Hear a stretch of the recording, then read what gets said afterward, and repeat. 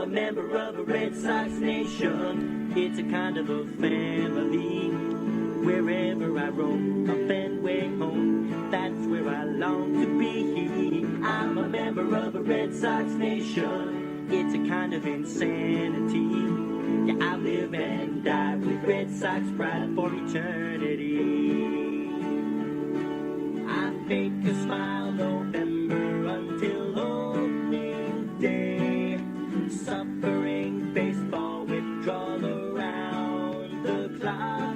When April comes, hey, meet me down on Yankee Way. That's when Red Sox Nation starts to rock. I'm a member of a Red Sox nation. It's a kind of a family. Wherever I roam, a Fenway home, that's where I long to be. I'm a member of a Red Sox nation. It's a kind of insanity. Yeah, I live and die with Red Sox pride for eternity. Good evening, everybody, and welcome to episode 49 of the Avid Boston Podcast, presented by AVIDBOSTON.com.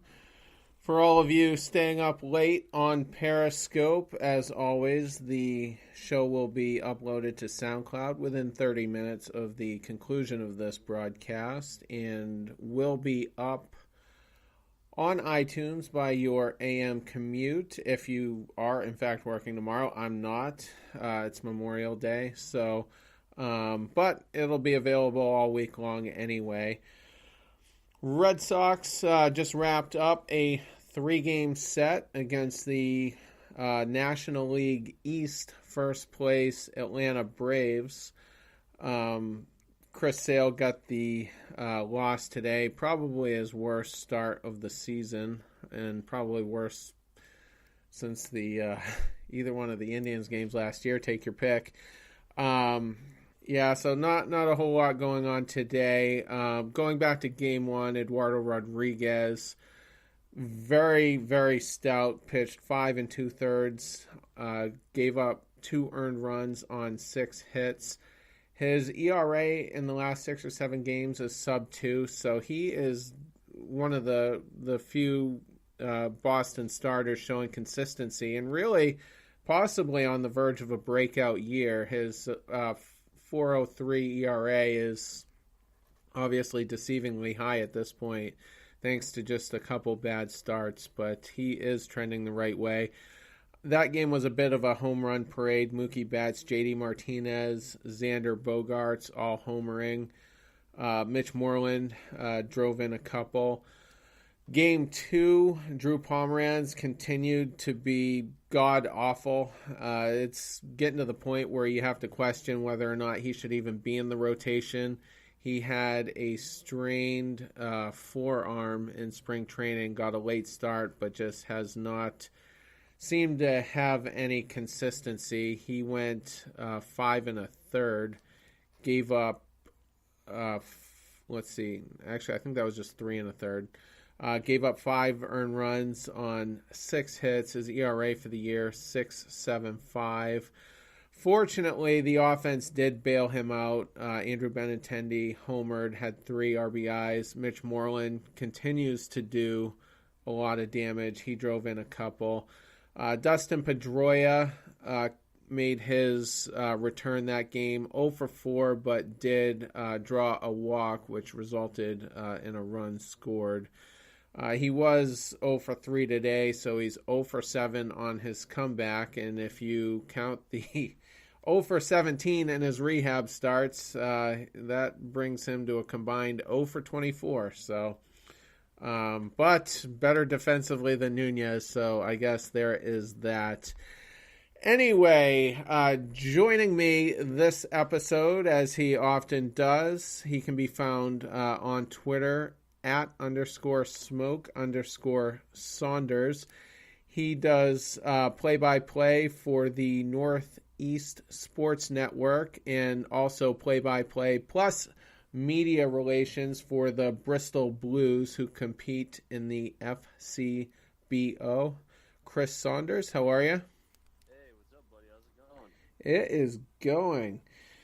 So, battle of a couple of first place teams. Red Sox took 2 out of 3. What did you expect out of that series coming in? To be honest with you, I think what I expected was a good matchup from both teams when you look at the Braves and the Red Sox. The Braves, I knew how the Red Sox were going to be able to handle the adversity.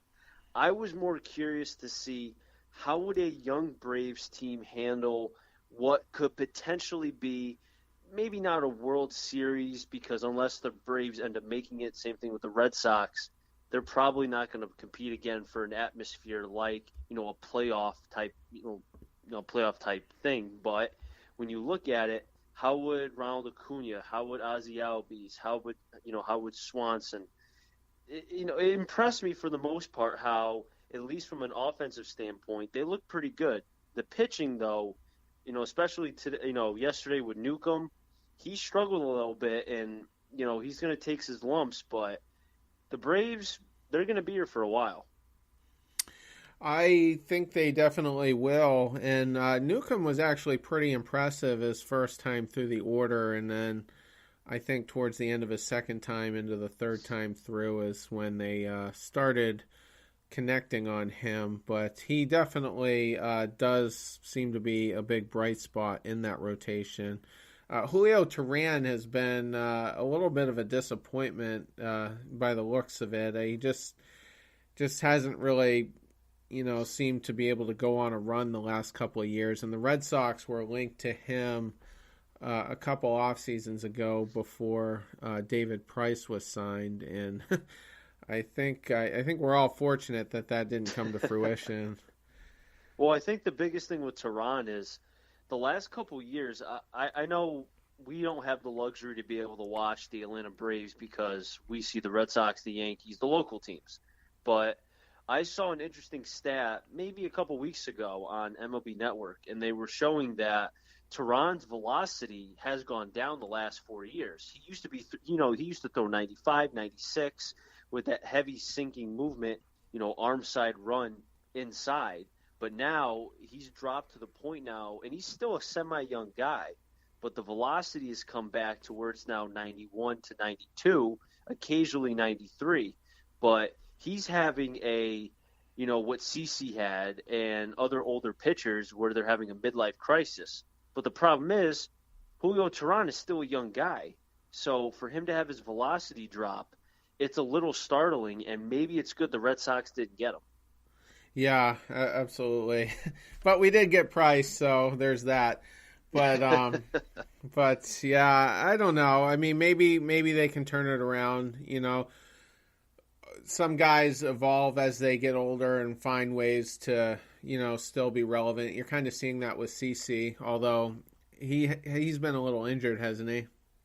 A little bit. He's been dealing with a couple nagging things. It's the knee again, but I think for CeCe Sabathia, it's just pitch location. He didn't have that against Texas. He said that blatantly to the paper.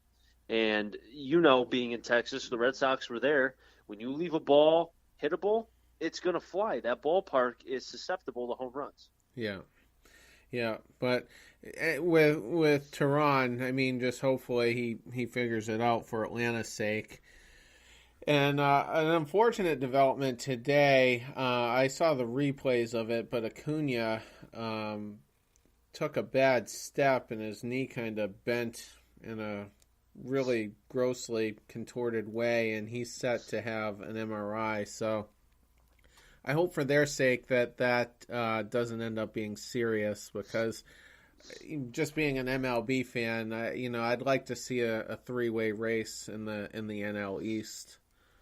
No, I agree with you. Watching the injury today, I don't know about you, but it reminded me. You remember when Harper took that he tried to stretch into first base a couple years ago, and his knee kind of contorted the other way? Yeah, it kind of reminded me of that a little bit. I think that was last season, wasn't it? Oh, no, you're right. It was last season. Yeah. That was in like August, but he did make it back in time for the playoffs. He wasn't the same player though. No. Other than that one home run against the Cubs there, yeah, he was pretty quiet. But Harper's, got issues with durability anyway. And I'm hoping we stay away from him. And anyway, and kind of getting into that area now, the Red Sox won't be on the hook for at least $22 million next year for Hanley Ramirez. He was designated for assignment last Friday morning, which, ended up being the really stunning corresponding move to activate Pedroia after we spent 30 minutes the night before on the previous episode talking about how it's going to be Swihart or Holt. Holt would have been optioned. Swihart would have been DFA'd. And surprise, it's Hanley. So I celebrated it. I'm not a Hanley guy. I don't like him in high leverage situations. He tends to whiff quite a bit, and sometimes his brain just goes straight to Jupiter the moment he steps into the batter's box. How stunned were you when you saw the news on that? To be honest with you, I thought it was going to be Swihart. I think everybody thought it was going to be. I think even Swihart thought it was going to be him. But for Hanley to be designated for assignment after, listening to a couple of the experts talking about how, he was hitless in his last 20 at-bats. Besides the Yankees, he wasn't doing anything up until, the point of when he was released. And for the Red Sox to understand that, okay, they have to eat the rest of his money plus the money from Sandoval. That's $45 million of dead money. So for Dombrowski, and what we found out later was Alex Cora was the one that said he did not want him on the team anymore. And it wasn't well received, but I think getting Pedroia back kind of helped at least maybe put a Band-Aid on what it could, if he wasn't coming back, it could have been a much bigger problem. But Hanley being away, I think, helps the team in the long run because now it kind of gives them that versatility. And at least, in my opinion, I know you're not a Pedroia fan. I'm not either. But I respect him a lot more than I do Hanley. Yeah, and that's an extremely fair point. Yeah, I mean, they both have their own issues. I mean, with Hanley, it was his performance that I lack confidence in. With Pedroia, it's his health that I lack confidence in.